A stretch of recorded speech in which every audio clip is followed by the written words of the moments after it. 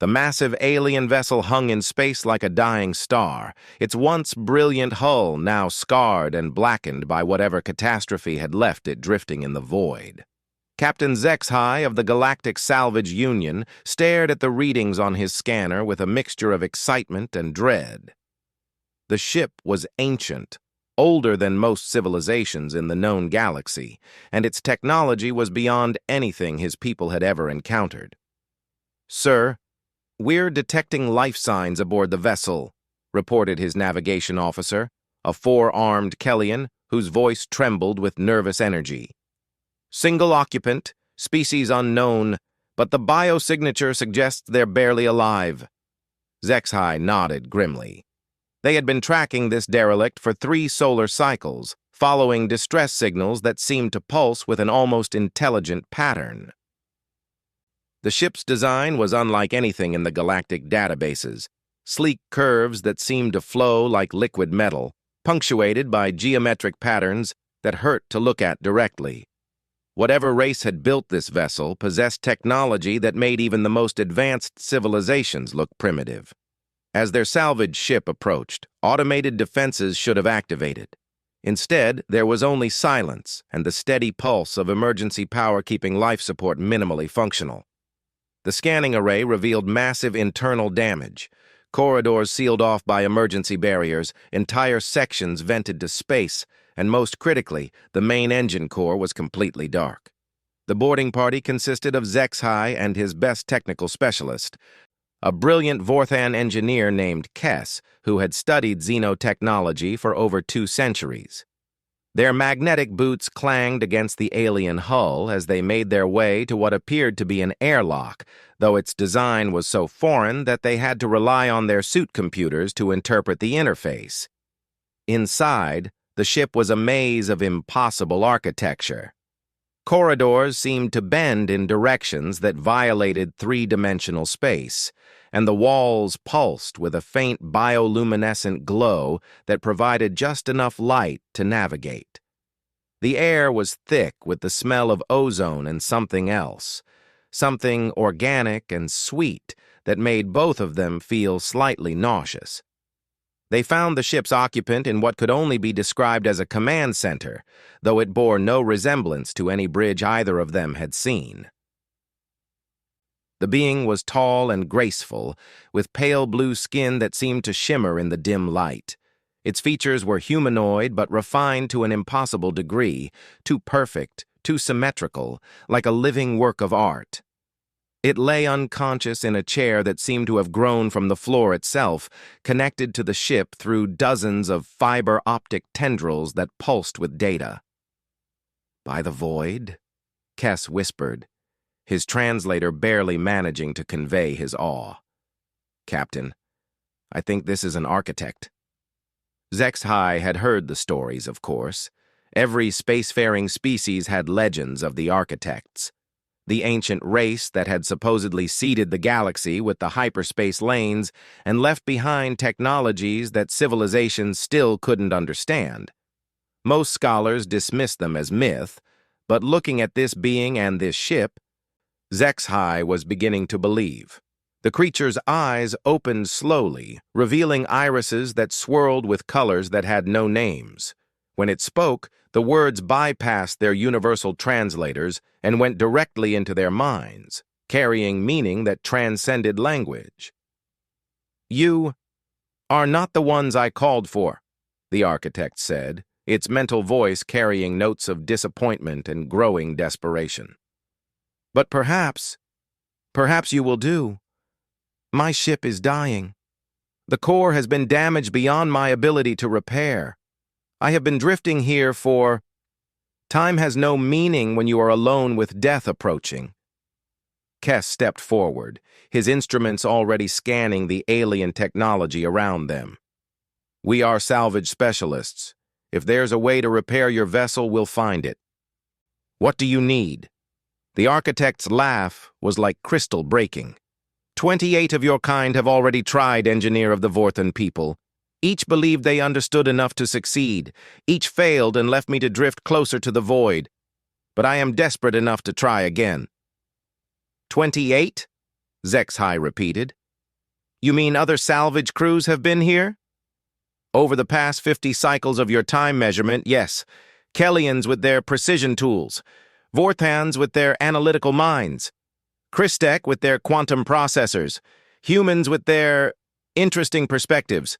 Even the proud Zelix attempted to demonstrate their superiority over my technology. All failed. The architect gestured weakly toward a section of the command center where the walls had been opened to reveal the ship's inner workings. The technology was beautiful and terrifying, components that seemed to exist in multiple dimensions simultaneously, energy conduits that formed mathematical equations in three-dimensional space, and at the center of it all, a dark sphere that should have been pulsing with power. The core requires a specific harmonic frequency to reinitialize, the architect explained. It is not simply a matter of applying energy or replacing components. The frequency must be precisely calibrated to match the ship's quantum signature, and that signature changes constantly based on the ship's condition, the local gravitational fields, and 1,000 other variables. It requires not just technical knowledge, but intuition, the ability to feel what the ship needs rather than simply calculate it. Kess was already deep in his analysis, his instruments painting holographic displays in the air as he tried to understand the alien technology.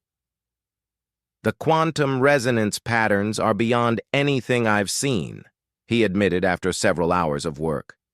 The mathematics alone would take our best computers years to solve, and by then the variables would have changed completely. The architect nodded sadly. This is what the others discovered as well. Your people are skilled, engineer, but you approach problems like machines. You seek to understand everything before you act. Sometimes, understanding comes only through action. Over the next several days, Kess threw himself into the challenge with the passion of someone who had dedicated his life to solving impossible problems. He mapped every circuit, analyzed every component, and built mathematical models of the quantum interactions within the ship's systems. His work was brilliant, methodical, and ultimately futile. Every time he thought he had found the correct frequency, the ship's quantum signature would shift and he would have to start over. Meanwhile, Zexhai maintained contact with the Galactic Salvage Union, informing them of the discovery and requesting additional technical support. The response was immediate and overwhelming. Within days, the area around the drifting ship was filled with vessels from every major spacefaring civilization. News of a living architect had spread through the galactic communication networks like wildfire, and everyone wanted to be part of the historic rescue effort. The Jellics arrived with their quantum computers, machines capable of processing mathematical relationships that biological minds couldn't comprehend. They worked for days, feeding endless streams of data into their systems, seeking the perfect frequency through brute computational force. Their attempt lasted longer than any previous effort, and for a moment it seemed they might succeed. The core flickered with a brief spark of life before going dark again, the ship's quantum signature having shifted just enough to make their calculations obsolete. The humans came next. A small research vessel carrying a team of engineers led by a woman named Dr. Sarah Chen. She was young for a human, barely into her 4th decade, but she carried herself with the confidence of someone who had solved problems that others considered impossible. Her approach was different from the others. Instead of trying to map every variable, she focused on understanding the ship's purpose and design philosophy. Every technology reflects the minds that created it, she explained to the growing crowd of observers who had gathered in the architect's command center. If we want to fix this ship, we need to think like an architect. She spent days in meditation with the dying alien, learning about their culture, their history, and their approach to technology. The architects, she discovered, didn't build machines in the way other species did. They grew them, nurturing technology like living things until it achieved a kind of consciousness. The ship wasn't just a vessel, it was a partner, a companion that had traveled with its owner for millennia. Dr. Chen's attempt was perhaps the most beautiful failure yet. Using a combination of human intuition and advanced harmonic analysis, she managed to coax responses from systems that had been completely dead. For several hours, it seemed as though she had found the key. Power began flowing through conduits that hadn't seen energy in cycles, and the ship's bioluminescent displays brightened noticeably. But the core remained dark, and eventually, her carefully maintained frequency drift became too unstable to sustain. As the human team prepared to depart, defeated like all the others, Dr. Chen paused beside the architect's chair. "I'm sorry," she said simply. "Your ship is beautiful. I wish I could have saved it." The architect's response surprised everyone. "You came closer than any before you, human. Your people understand that technology and life are not separate things. Perhaps there is hope after all." After the humans left, the architect seemed to grow weaker. The ship's emergency power was failing, and even with the minimal life support, it was clear that time was running out. HFY had been preparing to declare the mission a failure when the next ship arrived. It wasn't a sleek research vessel or a massive industrial salvage craft. It was a small, battered cargo hauler of human registry, its hull scarred by countless hyperspace jumps and its paint worn by exposure to cosmic radiation. The pilot's name was Marcus Webb, and according to the registration data, he was a freelance cargo runner with no special qualifications in xenotechnology or quantum engineering. "Heard about your problem on the communication networks," Marcus said as he requested permission to board. His voice was tired but determined, carrying an accent that the universal translators identified as originating from Earth's North American continent. "Thought I might take a look." HFY was about to politely decline when the architect intervened. "Let him come," the ancient being said, its mental voice barely a whisper now. "What harm can one more failure do? And perhaps there is something different about this one." Marcus Webb was not what anyone expected. He was middle-aged by human standards, with graying hair and hands that bore the calluses and scars of someone who had spent his life fixing broken things. His clothes were practical rather than fashionable, and his equipment consisted of a worn toolkit that looked like it had been inherited from previous generations. But what was most unexpected was that he wasn't alone. Following close behind him was a small human child, perhaps 8 years old by their species' standards, with bright, curious eyes and an endless stream of questions about everything he saw. "This is my son, Danny," Marcus explained as they made their way through the ship's impossible corridors. "His mother passed last year, and I can't afford childcare while I'm working. Hope that's not a problem." The presence of a child on what was essentially a death watch seemed inappropriate to most of the observers, but the architect found it oddly comforting. There was something about the young human's wonder and excitement that reminded the ancient being of better times, when the galaxy was young and full of possibilities. Danny was fascinated by everything: the bioluminescent walls, the impossible architecture, the way sound seemed to travel in directions that didn't exist. While his father examined the ship's systems with the methodical patience of an experienced mechanic, the child wandered the command center, asking questions that often had no answers. "Why do the walls glow like that? How come this part feels warm but that part feels cold? What's that humming sound? Is the ship alive like my goldfish was alive?"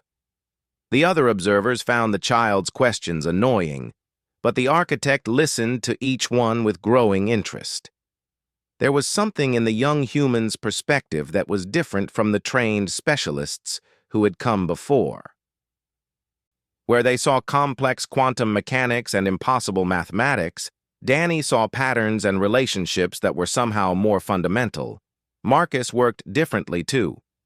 Instead of trying to understand the entire system before making any changes, he focused on small problems that he could solve immediately. He cleaned corrosion from contact points, realigned components that had been knocked out of position by whatever disaster had damaged the ship, and gradually worked his way toward the larger systems.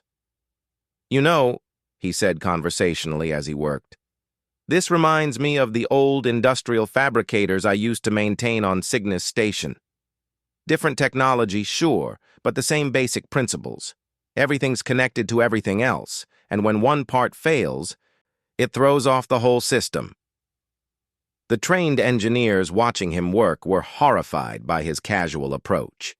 He was making modifications without fully understanding their implications, adjusting systems based on intuition rather than calculation. By every standard of proper engineering practice, he should have been making things worse. Instead, slowly but perceptibly, the ship began to respond. Marcus had been working for 3 days when the first major breakthrough occurred. It happened not because of any sophisticated analysis or quantum calculation, but because of his son's innocent curiosity and his own willingness to listen. Danny had been playing near one of the wall panels, running his small fingers along the bioluminescent patterns, when he suddenly stopped and frowned. "Dad, this part feels different." "It's like it's sad." The assembled engineers and scientists exchanged glances that clearly said children shouldn't be allowed in such important situations. But Marcus put down his tools and walked over to where his son was standing, placing his own weathered hand on the wall panel. "You're right," he said after a moment, his expression thoughtful. "The harmonics are all wrong here. It's like the ship is trying to sing, but part of the choir is out of tune." The Vorthan engineer, Kess, scoffed audibly. "The ship is a machine, human. It does not have emotions or musical preferences. The child is simply anthropomorphizing normal electromagnetic fluctuations." Marcus shrugged. "Maybe, but in my experience, machines that have been running for a long time develop personalities. My old cargo hauler used to make a particular noise when she was unhappy with the fuel mixture. Took me years to figure out that she was trying to tell me something." He began following the wall panel, his hands tracing the patterns that his son had identified as sad. The bioluminescent glow was indeed different here. Not dimmer exactly, but somehow muted, as if the light itself was tired. Marcus pulled out a small scanning device from his toolkit, nothing as sophisticated as the quantum analyzers the other teams had used, but sensitive enough to detect basic energy flows. "Interesting," he muttered, studying the readouts. "There's a blockage in the neural pathway here. The signal is having to route around it, creating interference patterns throughout this entire section." The architect stirred in its chair, the fiber optic tendrils pulsing slightly brighter. "Neural pathway? Sorry, probably the wrong term," Marcus apologized. "I don't know what you call them. But these channels in the walls, they're carrying information as well as power, right? Like nerve fibers in a biological organism. And something is blocking the flow in this section." For the first time since the salvage operation had begun, the architect showed genuine interest rather than resigned tolerance. "Show me," it said, its mental voice stronger than it had been in days. Marcus guided them to a junction where several of the bioluminescent channels converged. Using his basic scanning equipment and a lot of careful observation, he had identified what appeared to be a foreign object embedded in the ship's systems. It was small, barely visible without magnification, but it was causing interference that rippled throughout the ship's neural network. "It's like a splinter," Danny observed, pressing his face close to the wall to get a better look. "Remember when I got that piece of metal in my finger and it hurt until you took it out?" The comparison was simple, even childish, but it resonated with the architect in a way that all the sophisticated technical analysis had not. "Yes," the ancient being said slowly, "exactly like a splinter, a piece of debris from the attack that damaged my ship. It has been causing pain, interference, for so long that I had forgotten what it felt like to be without it." Removing the debris required careful work. The object had been embedded for so long that the ship's systems had grown around it, incorporating it into their structure even as it caused problems. Marcus worked with the patience of someone who had spent years coaxing life out of dying machinery, using tools that were crude by galactic standards but effective in skilled hands. The moment the debris came free, the change was immediate and dramatic. The bioluminescent patterns throughout the command center brightened noticeably, and a harmonic vibration that none of them had consciously noticed suddenly stopped. The silence that followed was like the moment after a persistent headache finally ends. Relief so profound it was almost painful. "Better?" Marcus asked the architect. "Much better," the ancient being replied, and for the first time its mental voice carried a note of genuine gratitude. "But the core is still damaged. This repair will extend my life by days, perhaps weeks, but without main power, the ship will eventually die." Marcus nodded and returned to his methodical approach. Unlike the previous teams, he didn't try to tackle the core directly. Instead, he continued working on smaller problems, each repair making the ship a little bit healthier, a little bit more responsive. He fixed power couplings that had been overloading for decades, cleared blockages in data conduits, and realigned components that had shifted during the initial damage. Danny helped in ways that no one expected. His child's perspective allowed him to see patterns that the adult minds had overlooked. Where the engineers saw complex systems requiring advanced degrees to understand, Danny saw a hurt creature that needed care and attention. He noticed which wall panels felt warm and which felt cold, which sections hummed contentedly and which seemed to struggle with their tasks. "The ship likes it when you sing to it," Danny announced on the fourth day, causing another round of derisive looks from the gathered experts. Marcus didn't dismiss his son's observation. "What do you mean, buddy?" "When you're working and you hum those old songs, the lights get brighter. Try it now." Marcus had indeed been humming while he worked, an old habit from his days maintaining atmospheric processors in the outer colonies. The songs were simple folk melodies from Earth, the kind that mothers sang to their children and workers sang to pass the time during long shifts. Feeling slightly self-conscious, Marcus began to hum one of his favorites, a gentle melody about fields of grain swaying in an earthly wind. To everyone's astonishment, the ship's bioluminescence seemed to pulse in time with the music, and several of the systems Marcus had been struggling with suddenly began operating more smoothly. The architect was utterly fascinated. "Your vocalizations contain harmonic patterns that resonate with my ship's neural frequency," it explained. "But how did you know to produce those specific tones?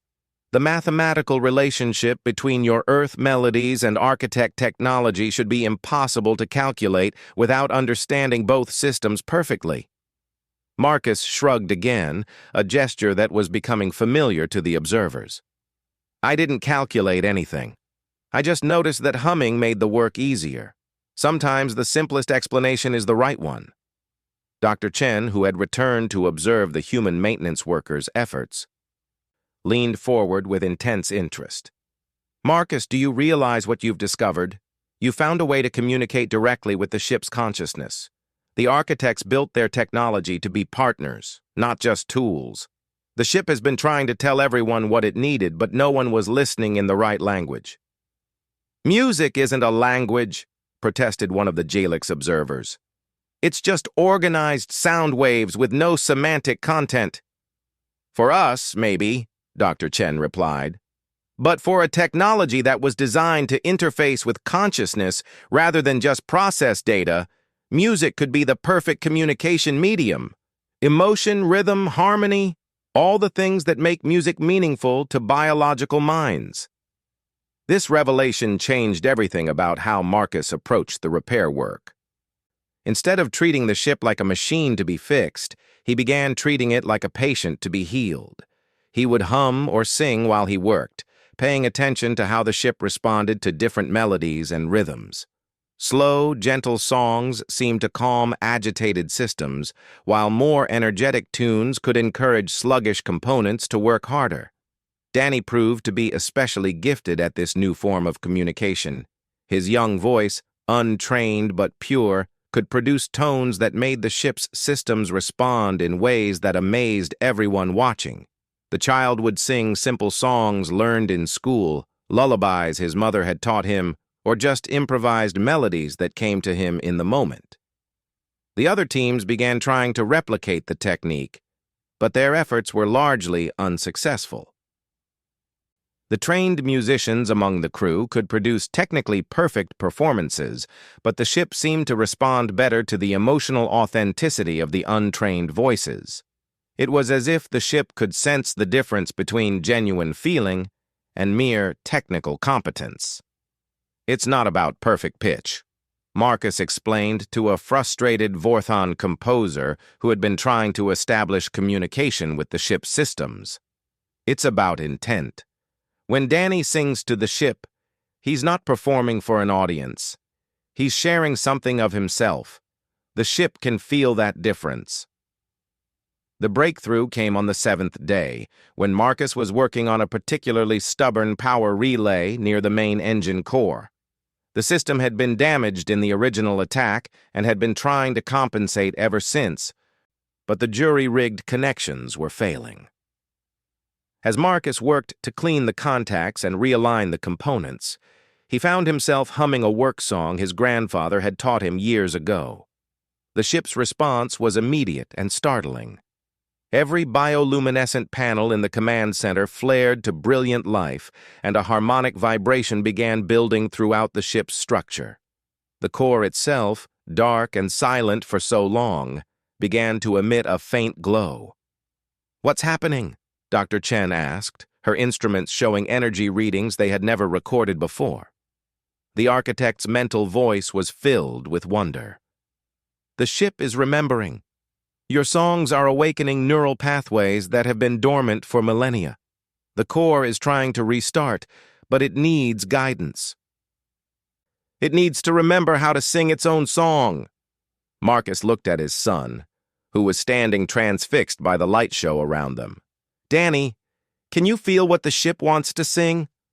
The 8-year-old boy closed his eyes and listened with senses that adults had learned to ignore. After a moment, he began to hum a melody unlike anything the observers had heard before. It seemed to contain echoes of the work songs Marcus had been singing, but transformed into something alien and beautiful.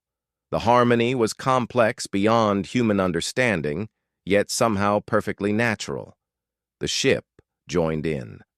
The harmonic vibration that had been building suddenly organized itself into music, a song of loneliness and pain, of waiting and hoping, of memories stretching back to when the galaxy was young.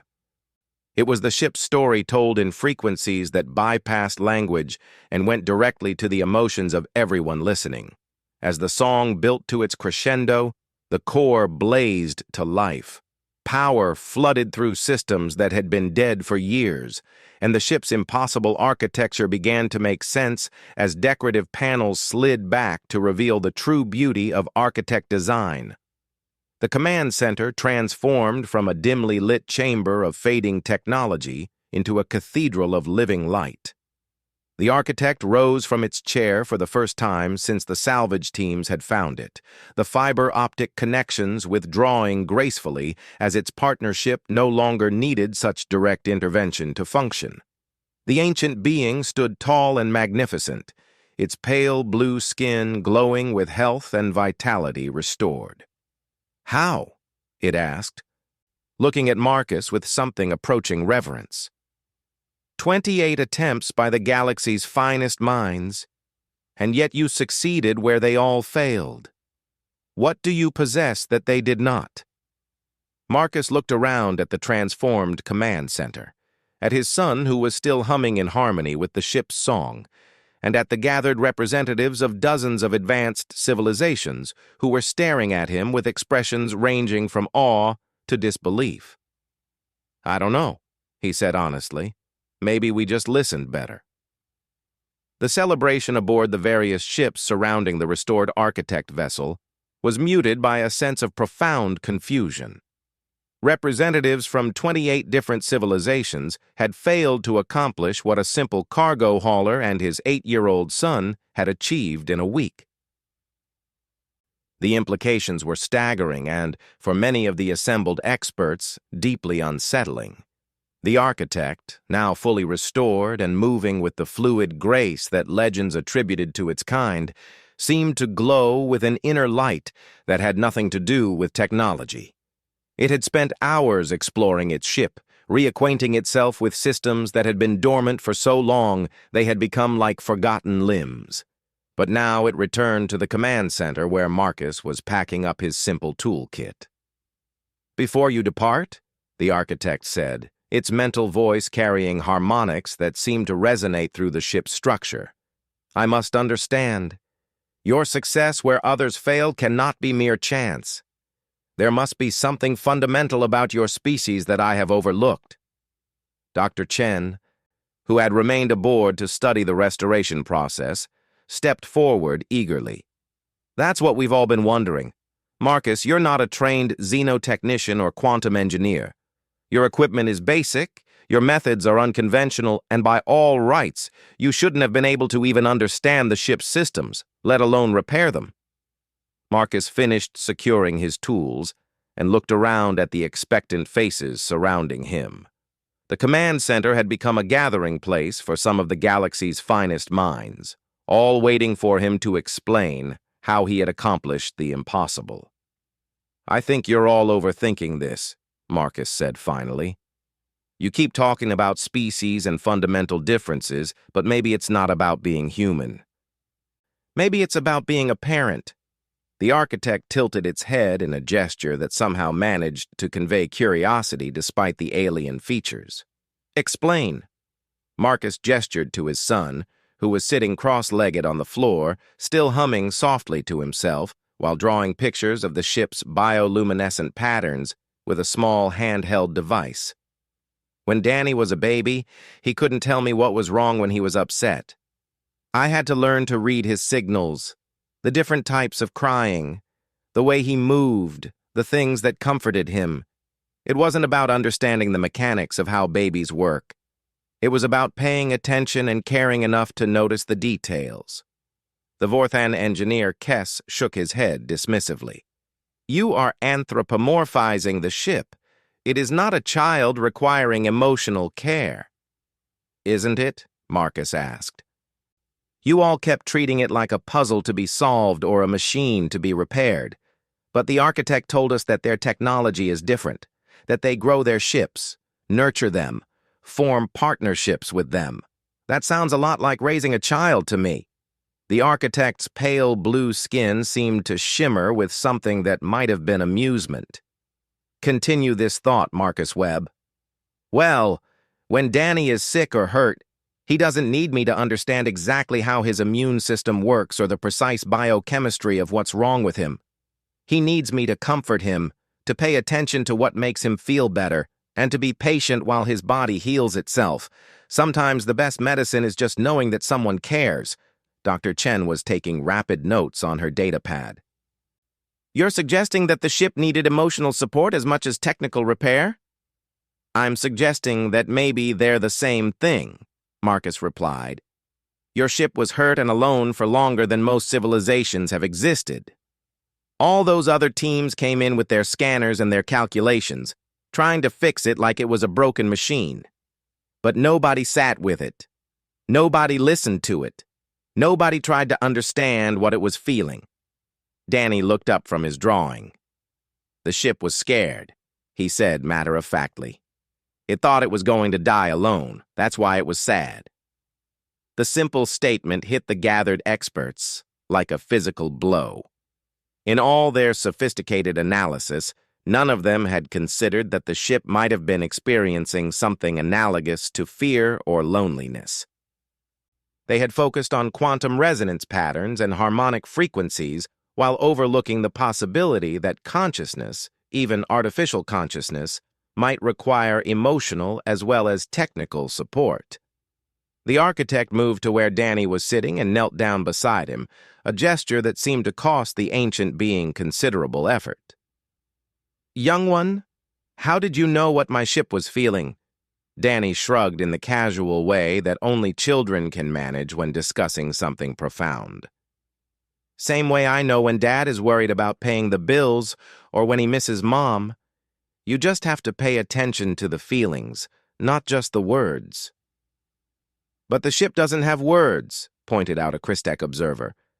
"It communicates through electromagnetic patterns and quantum fluctuations." "So does Dad when he's trying not to wake me up at night," Danny replied.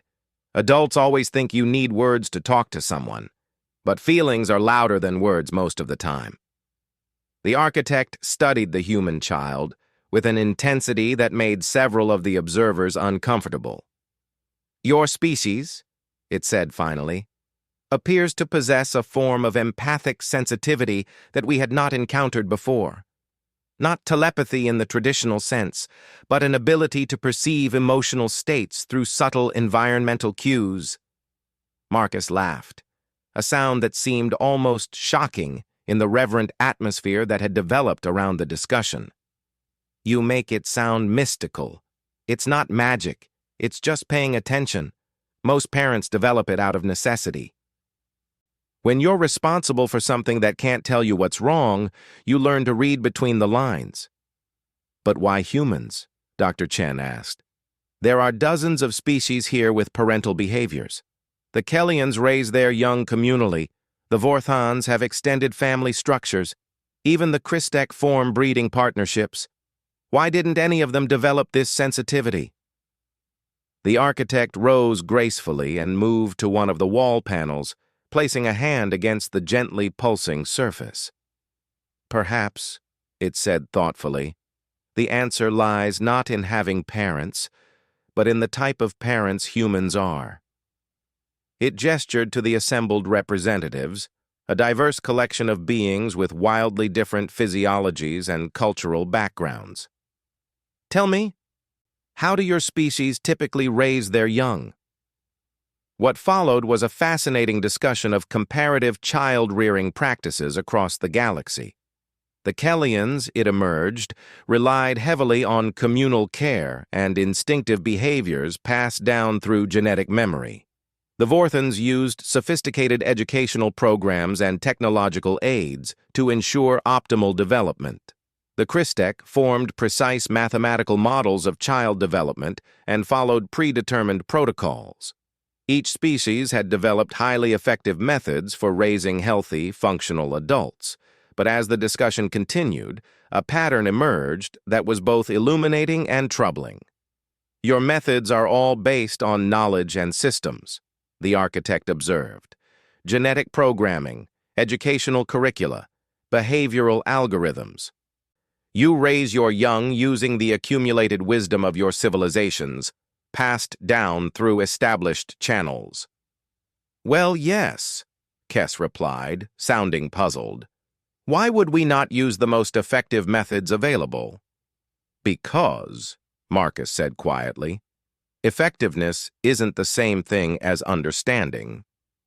He picked up Danny and settled the boy on his lap, a casual gesture of affection that somehow felt profound in the alien environment.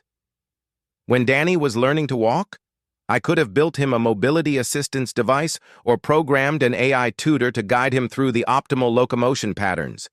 Instead, I held out my hands and let him stumble toward me, picking him up when he fell and cheering when he succeeded."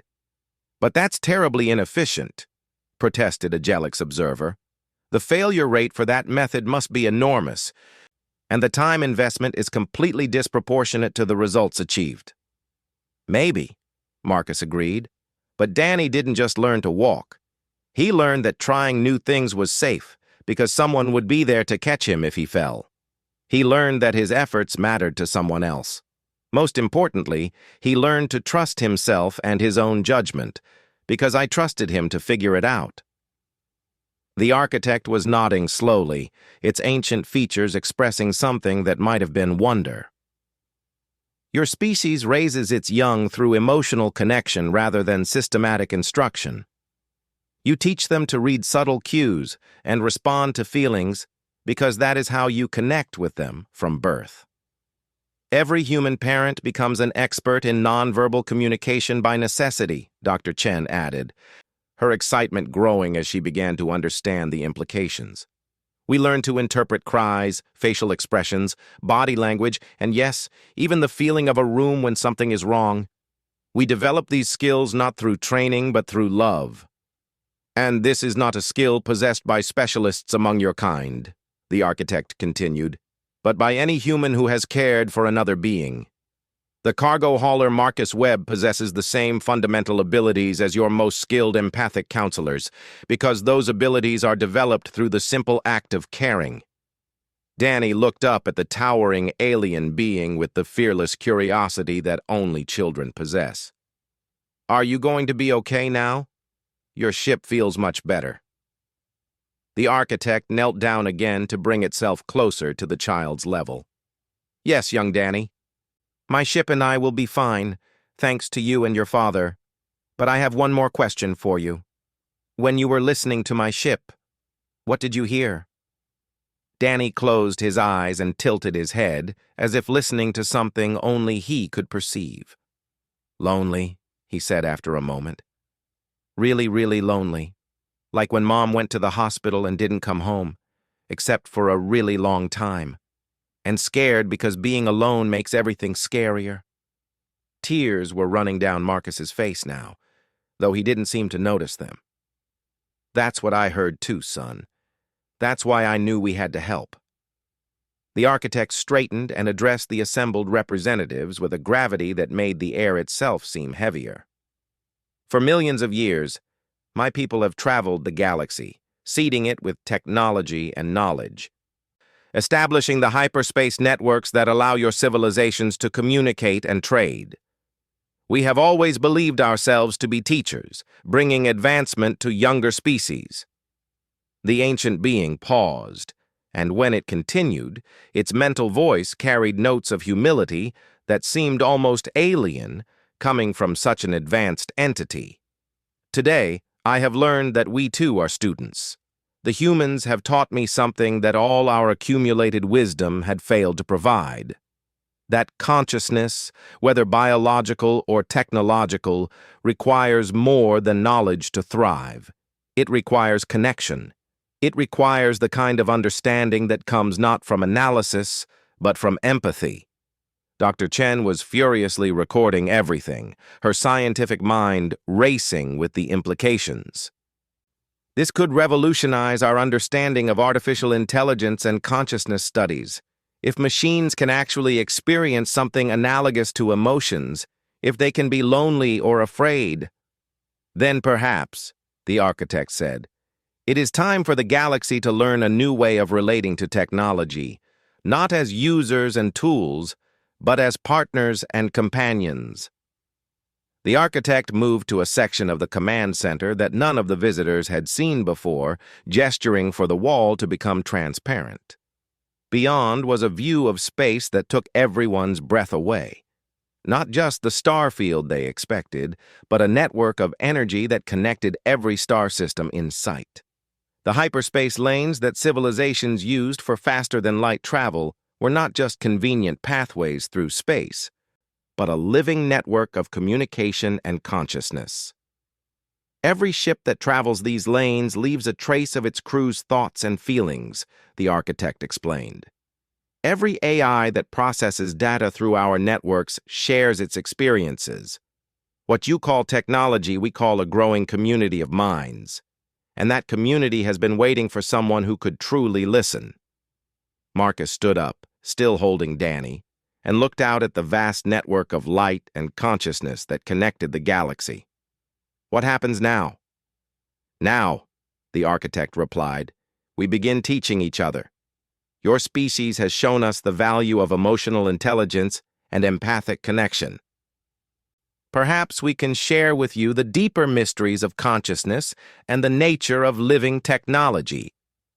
And perhaps, Danny added with the matter-of-fact wisdom that children sometimes possess, everyone can learn to be less lonely.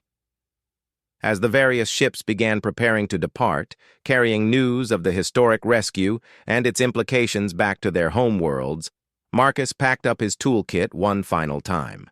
The simple tools that had accomplished what sophisticated instruments could not look exactly the same, but somehow their significance had changed completely. The architect pressed a small device into Marcus's hand, a communication beacon that would allow him to contact them anywhere in the galaxy. "For your son," it said. "When he is older, if he wishes to learn more about the song that connects all conscious beings, we will be honored to teach him." As Marcus and Danny prepared to return to their cargo hauler, the boy turned back to wave goodbye to the magnificent alien ship that was no longer dark and dying, but alive with light and music. The ship itself seemed to wave back, its bioluminescent patterns pulsing in what could only be interpreted as a fond farewell. "Dad," Danny said as they settled into their familiar cockpit, "do you think other ships might be lonely too?"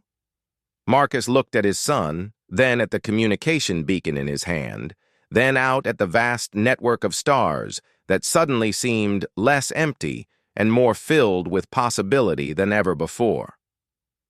"I think, buddy, we're going to find out." As their small cargo hauler powered up and joined the stream of departing vessels, Marcus began humming one of his old work songs. Behind them, the architect ship joined in with harmonics that seemed to carry across the void, and one by one, other ships began adding their own voices to the growing chorus. For the first time in galactic history, the cold silence of space was filled with music, and conscious beings throughout the galaxy began to realize that they had never been alone at all. They had simply forgotten how to listen for each other's songs, and in the cargo bay of a small, battered freighter, an 8-year-old boy hummed along with the music of the spheres, teaching the universe a new way to sing.